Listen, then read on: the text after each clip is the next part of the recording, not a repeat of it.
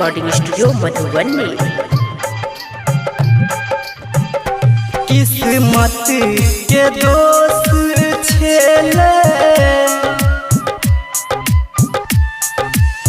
हाँ किस्मत के दोस्त छेले, प्यार कर हासिल भेले, किस्मत के दोस्त छेले, प्यार कर हासिल भेले।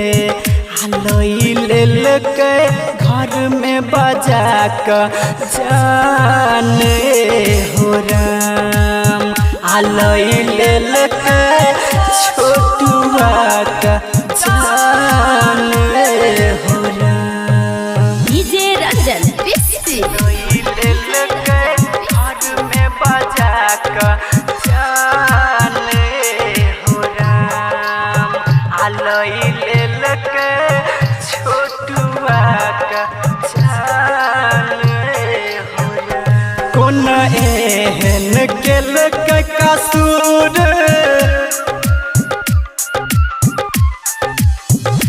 कौन एहन केल के कसूर, जान सा भेले जान हो दूर, जान हो दूर। कौन एहन केल के कसूर, जान सा भेले जान हो दूर। आ टूट गेले सपना सजल अर मान हो राम, लेल के छोटुआ के जान हो राम। डीजे रंजन बिस्फी घर में बजा कर जाने हो राम, रूपम रिकॉर्डिंग स्टूडियो मधुबनी। छोटुआ का जाने हो राम। हाँ एक ना एक दिन सबके,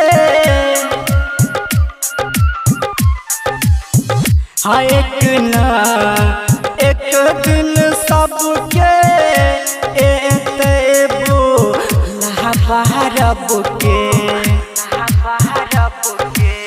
हाँ एक ना एक दिन सबके एतेबो लहबारब के।